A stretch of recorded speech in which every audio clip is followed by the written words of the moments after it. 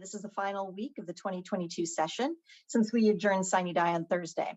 I'm Kim Wirtz, Communications Director for the Senate Republicans, and I'm joined today by Senate Republican Leader John Braun from the 20th, the Senate Republican Budget Lead Linda Wilson from the 17th District, House Republican Leader J.T. Wilcox from the 2nd District, and House Republican Assistant Floor Leader Drew McEwen from the 35th District.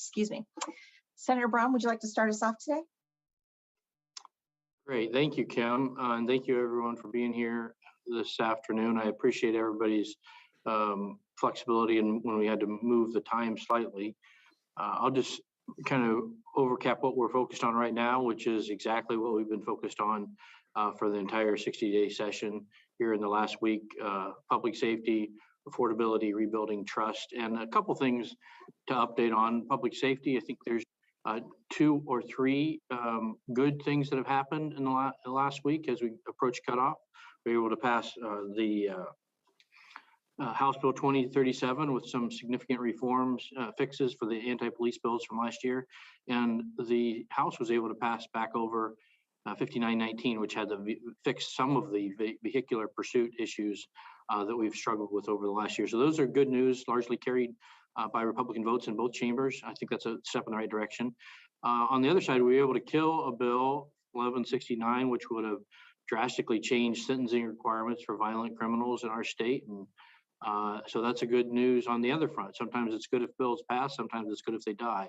I think we had some wins on both sides on public safety. On affordability, I just highlight a couple bills we were able to hold in the Senate that would have added significant new cost to our citizens. The ergonomics bill, we know from the data from Illinois, it wasn't necessary we're already reducing those types of injuries, but we also know that it would have had significant cost in any sector it was applied to. And it had been limited just to the janitors, but we knew that would drive significant cost in our services sector. But eventually it would have gotten into manufacturing and all other sectors and caused significant increase and cost that would have ultimately been borne by citizens of our state.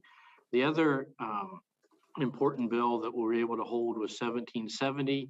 This was the energy code bill that would have had dramatic new cost to housing around our state. And as we know, we have a significant housing shortage.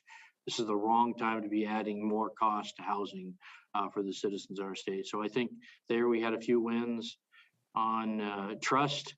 And I'll let JT talk about this because it happened in the House, but of course the very weak emergency powers bill didn't make it across the finish line last week, and that's of course a disappointment. But we're going to stay focused as we work through this last week of concurrences and budget bills, and do what we can to improve on those 3 areas for the citizens of the state of Washington. And with that, I will turn it over to Representative Wilcox for some comments. Okay, well, thank you very much, John, and thanks to all of you that are here. And there's some new faces too. That's fun to see also. I would say, first of all, from day one, we knew that this session was going to be about fixing mistakes that the majority had made in the past years. And, those were done, not always to the extent that's necessary. And a very large issue was put off till next year. But this session, has been one where mistakes from the past were addressed. I think we've got some things that have not been addressed as well. One of the things that I'm really concerned about is as we're looking at gas approaching $5, that's without the impact of the things that were passed last year by the majority that are going to add at least another $1 to the gas, to the cost of gas. That's something that I think is very unfortunate for the people that we represent, who often, because they live where housing is affordable, have to commute long distances to work. And I think there was also a major disappointment to me, and that is demonstrated by the fact that I made almost the same speech quite a few times.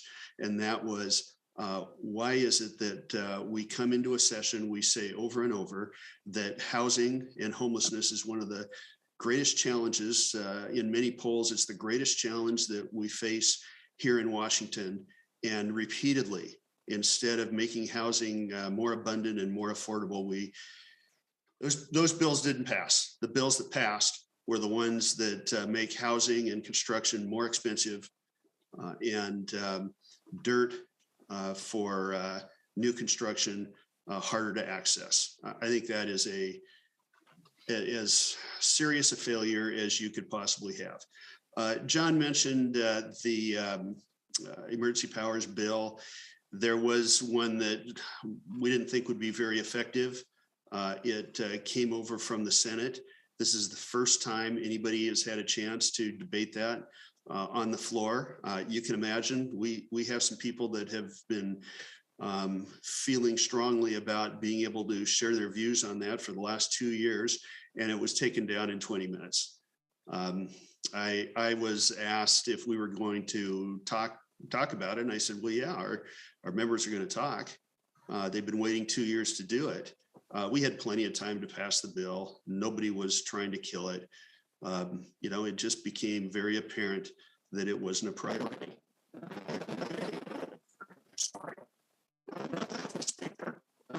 This is the perspective that I have on that. And it looks like I'm frozen up here. I don't know if you can hear me, but I'd be happy to open the floor for questions. Okay. Oh, our first question today comes to us from Albert James from the Spokesman. Yes, good afternoon. Representative Wilcox, I'm wondering if you could repeat your last thoughts on the emergency powers reform. You did cut out there. And I'm also just curious, what happened for the debate to end after 20 minutes? And considering that, it wasn't the proposal that you wanted, is the death of the bill really impactful?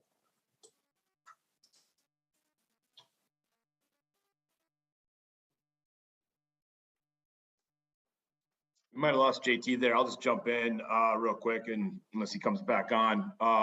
We were on the first amendment that we were running on the emergency reforms power bill, and we were 20 minutes into debate when they pulled the bill down.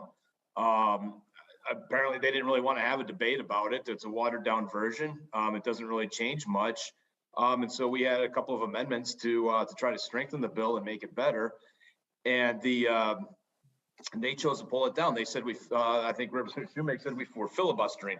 Well, this is coming after a week and a half ago. We did a 9-hour debate on a bill that passed. So if they're considering 20 minutes to be a filibuster, which we don't even have in the House at the state level, I find that rather interesting. So it's a choice they made. They didn't prioritize this bill. They didn't prioritize true emergency powers reform. They never have. They paid it lip service and brought it up so they could say that they did, and then tried to blame my side for killing it. And that's just not the case. They made a decision to pull it down. Albert, did you have a follow-up question? Yeah, on police reform, I'm just wondering, are you getting all that you want from the fixes that are being passed out of the legislature, or is there more needed? I would say I'd characterize it as a definite improvement from where we're at currently.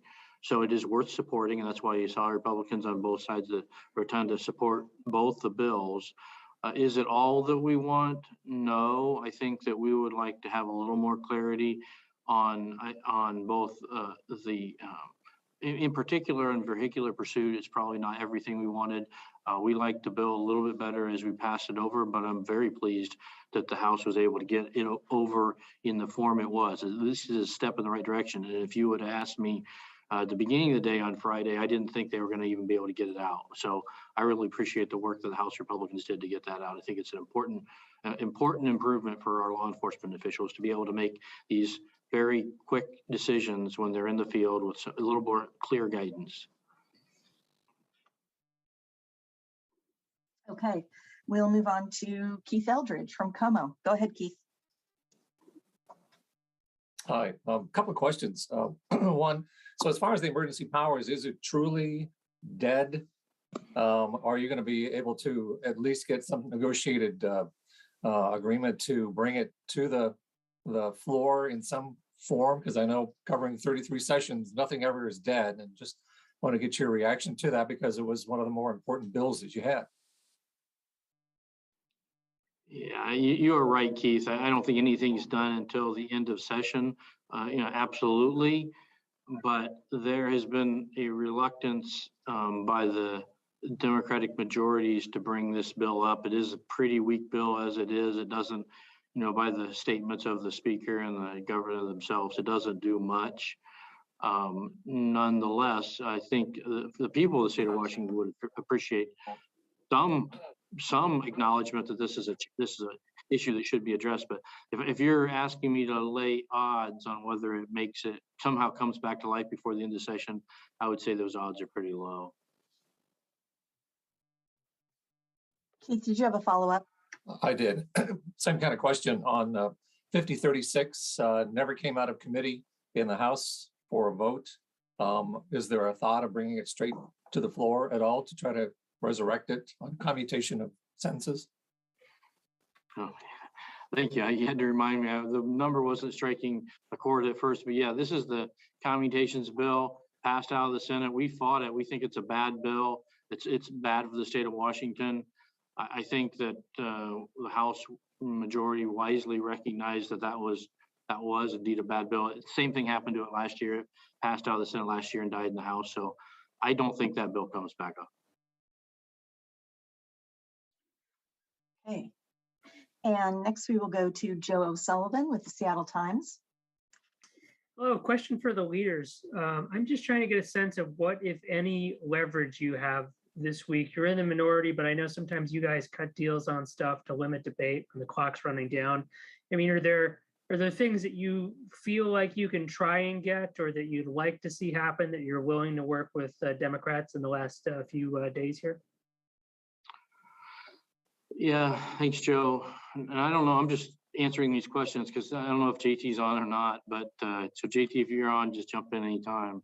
I see a nice picture of your dog, your dog with your sawmill in the background. But I would say most of the leverage the minorities had was last week as we got close to the cutoff by chamber. And we used that leverage to stop some of the bills I mentioned when we opened up.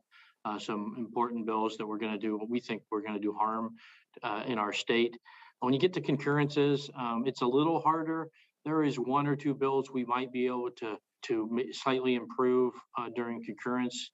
We were just going through the list just before we got on this call, and I don't think there's a lot there. Candidly, I'd say we were pretty successful last week in killing the bills we were most worried about. I think that's true in both chambers. So there's not as much to work on with concurrences. This tends to be a week where the normal, it's not a busy week in the sense that concurrences go fast. There tend to be more dead time, and you can't use the normal leverage that a minority has, which is to take up time. So I don't think there's as much of that this week. There's certainly some, and if we can help shape a few bills that make them a little bit better for the people of the state of Washington, we'll certainly do our best, but I don't know how much opportunity we'll have. Hi, well, I'm not John Handy, I'm JT Wilcox. I jumped from one office to the caucus room to get on camera. Sorry about that. Although probably a lot of people would rather see my dog than me. But I think your question was about what do we have left that we could impact. There's some major open questions out there regarding transportation and specifically the funding that transportation relies on. You've seen 1.5 plans crash and burn, I think, so far. Probably the product of a process that was rushed and was limited to just a few people rather than having any wide perspectives as part of it. There are some other ideas out there. House and Senate Republicans have consistently offered another option using part of the general fund. And by the way, there's lots of dispute about taking funds from important cash flows that already exist. Clearly it's not going to work to tax other states. It's probably not going to work to take it away from environmental cleanup that MATCA is used for. And then the other one whose origin I've forgotten now, the one fund in the state of Washington that was overfilled over and over and over was the general fund.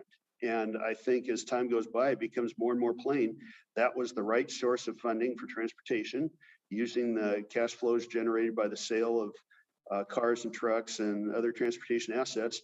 And, we've got 4 days. Maybe we will find a way to settle on that. Keith, did you have a follow-up question? No, I'm all set. Thank you. Oh, I'm sorry, Joe. Good grief. Okay, and so we will go to Jerry Cornfield from the Everett Herald. Go ahead, Jerry. Thank you for taking my question. I just wanted to follow up on the police reform bills and the talk about leverage. I wondered if Senator Braun and Representative Wilcox, if you could take us inside a little bit to the conversations. Those bills, neither one had a majority of support in the Democratic caucuses. So usually majorities don't bring bills to the floor if they don't have the votes themselves to pass it. Given the way the session's gone, what were the conversations? Who approached who to get those bills to the floor, knowing they would only succeed with Republican votes? Well, I think the last one passed out of the House recently, so I'll pick that one up. First of all, good legislation happens when you're talking to the people that are being affected the most. And I think a year ago, law enforcement was largely left out of that conversation. So there was lots of conversations between our policy committee and law enforcement to figure out what creates the best result. And I think the law enforcement organizations didn't want to repeat the mistakes of the past. They wanted to go forward and have better results for the people of Washington. Once we had that, there actually is a fair amount of cooperation between our ranking member, Gina Mossbrucker, and Roger Goodman, the chair. And I think they found a way to go forward. And as I recall, in committee, it was passed with mostly Republican votes as well.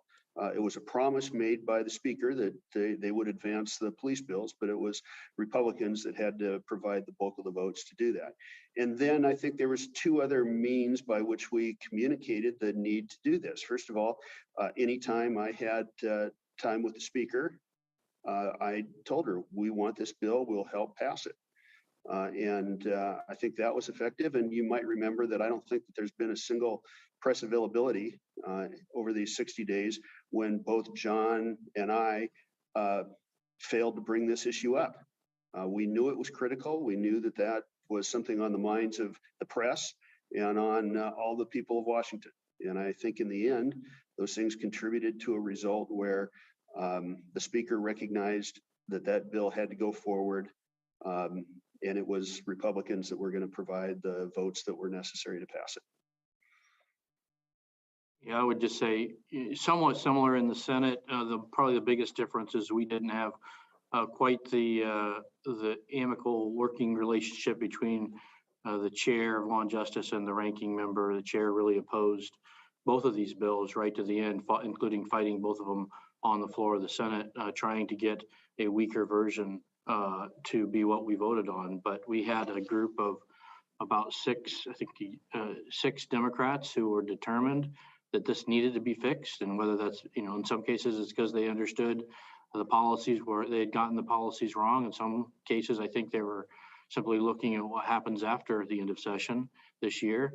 But regardless of their motivation, they were motivated to do this. So the leaders recognized that they would, we had other options than if they didn't bring them to the floor for a vote, that we had the votes to get them there, and therefore kind of allowed it to work itself along. But there was significant resistance inside the Democratic majority in the Senate this entire time.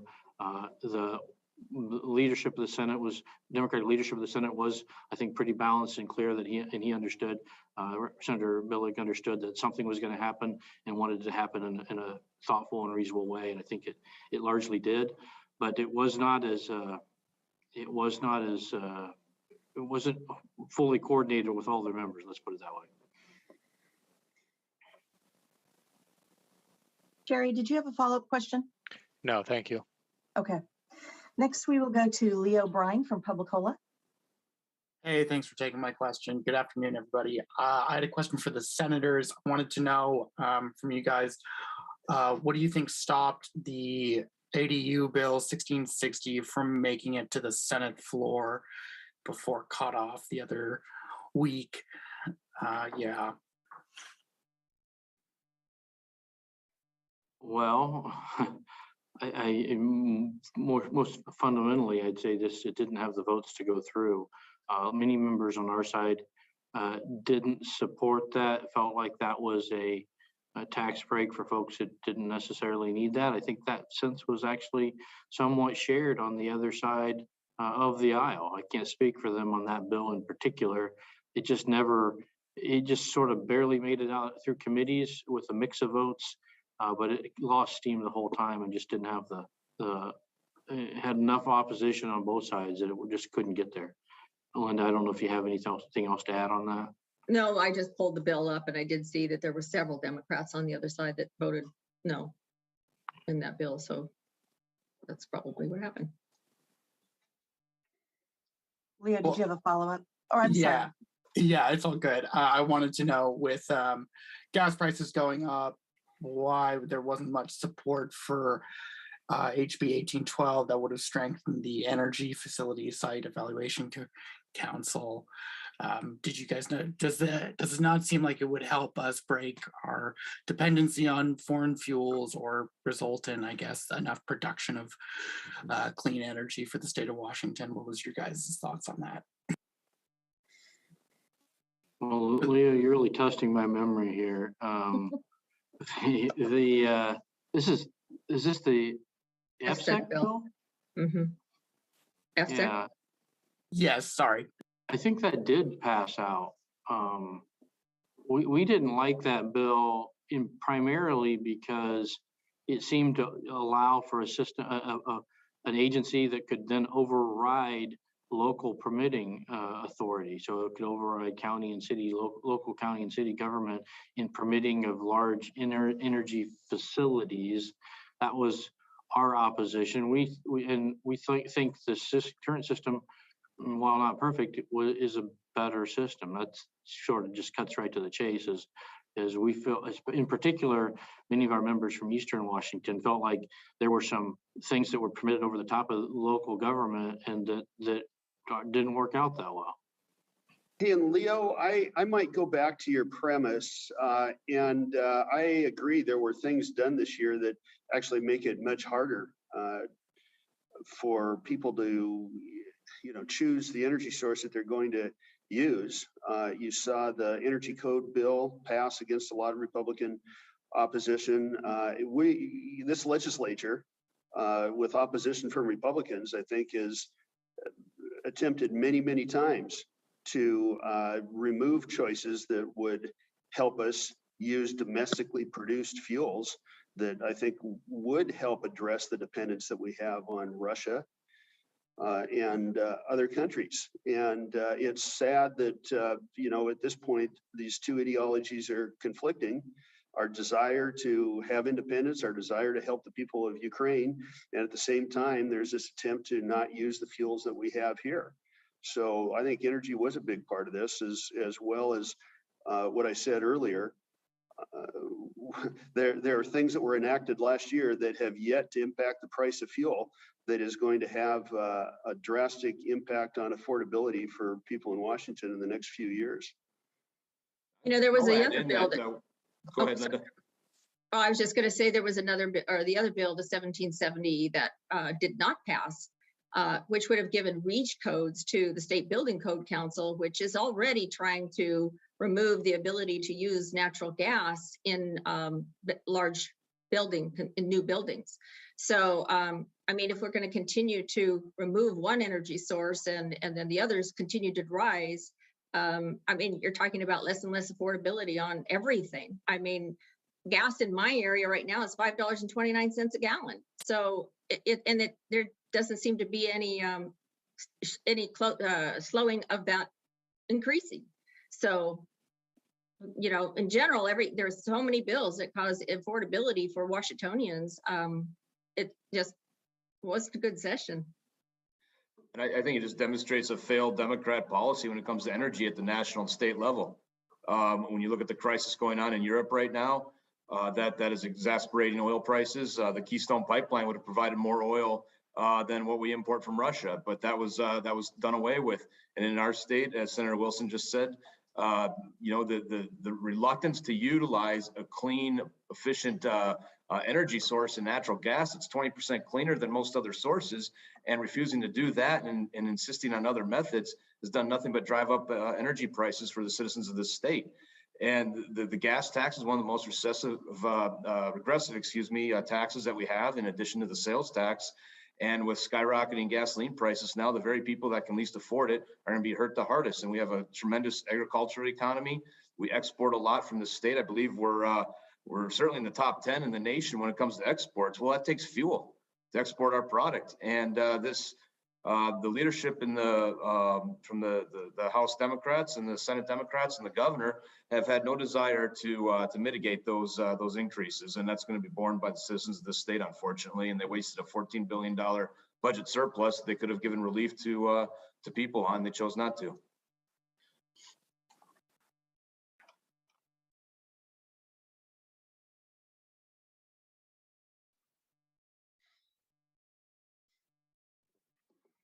Did we Sorry, lose I Kim? was on mute. No, I'm here.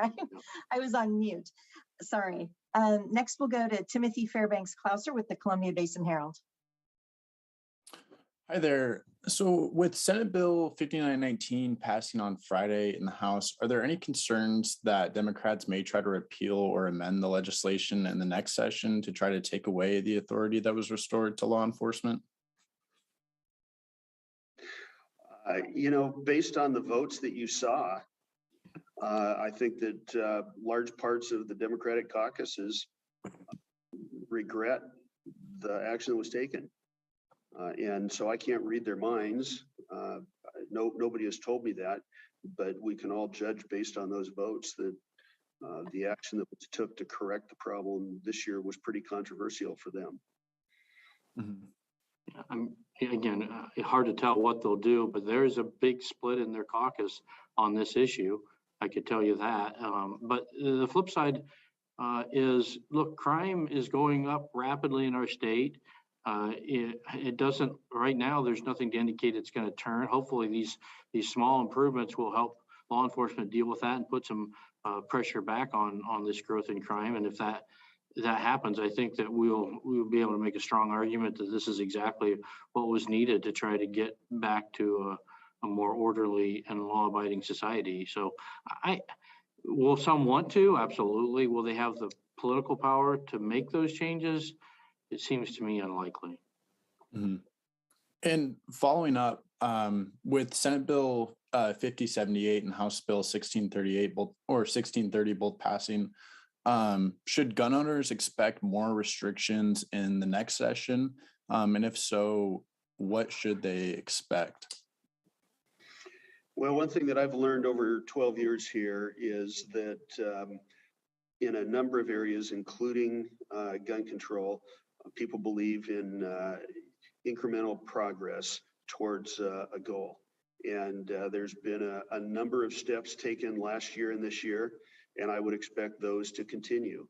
And I think the end goal is something that is not envisioned in the Second Amendment or in the Washington State Constitution, but progress towards that goal, towards greatly diminished gun rights, depends on who's in charge in the future.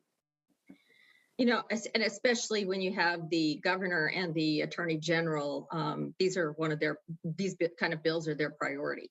So I wouldn't be surprised at all to see the assault weapons ban reoccurring. It comes up every year. And I mean, it seems like there's one or two bills that they try to get through. It's really sad because it's really like the high capacity magazine, which is really standard.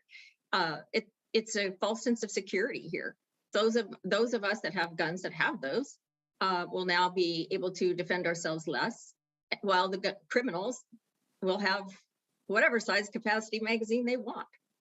That's just the way it is. Okay.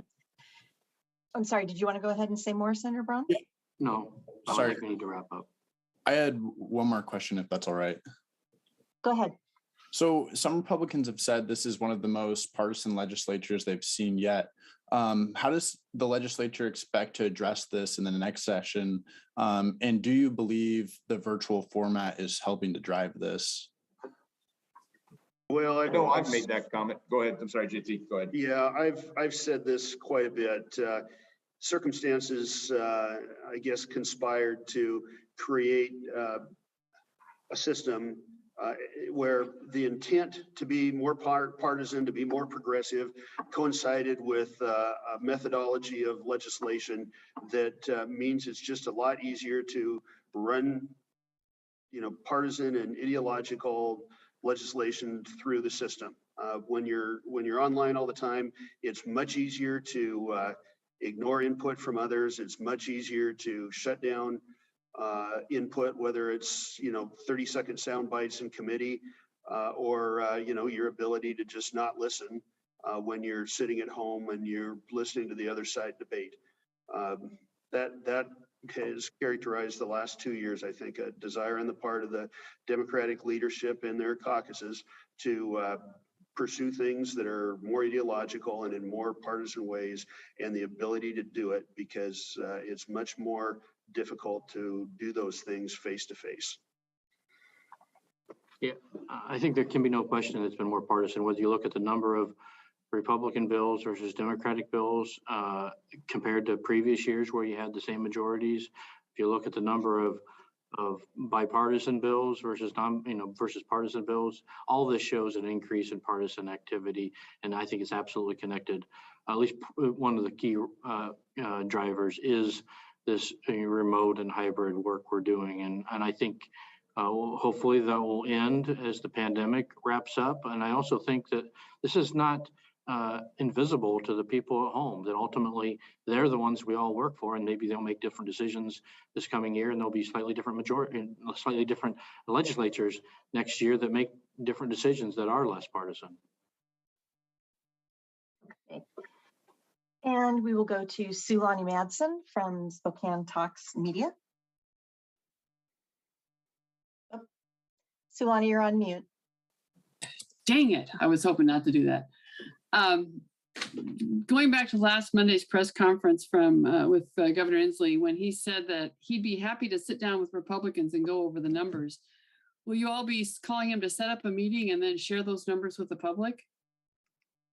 I think it's incumbent upon the governor to reach out to us. I've been in office now for 10 years, and I've seen him come to our full caucus once in 10 years. I'm the second ranking, second assistant on appropriations, one of the lead Republicans on the budget. I haven't had a conversation with him about the budget since I believe 2015 or 16. This is a governor that chooses not to engage the legislature. He demonstrates that time and again. And we've put calls out to him in the past and asked to provide input, and it's resoundingly responded to with silence. So if the governor wants to meet and talk with us about things, I highly suggest he pick up the phone and give us a call. We'd gladly meet with him, but you can only make so many calls and letters from our side that go unresponded before you just say, okay, it's in his court, and it's been in his court for a long time. I agree. Yeah, I mean, we've sent over 50 letters to the governor in the last 2 years. I think we've got 3 acknowledgements in the receipt and 4, responses. Will we continue to reach out to the governor? Yeah, of course we will. That's our job. But I don't feel just because he said that we need to all of a sudden get on the phone and try and set up a meeting. We have never been unresponsive when he's asked to meet with us. That doesn't go both ways, unfortunately. Hey, Sulani, one other thing that I'd say is that the numbers are pretty readily available. I spend quite a bit of time going to the Department of Health dashboard. And it was an interesting coincidence that the day that he came out and announced that he was shortening the interval between taking down the mask mandate was a day when we were 4 days behind on those numbers. They don't enter them during the weekend, and I think Monday was a holiday, so they didn't get entered. So we were way behind on those numbers then. And the truth is, all the other governors in the United States have their numbers as well. They made a very different choice from this governor.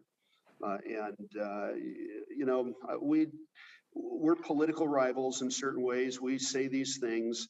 I don't think that the way the governor has responded in the press to us over the last few weeks have been very constructive. They don't lead to any greater understanding.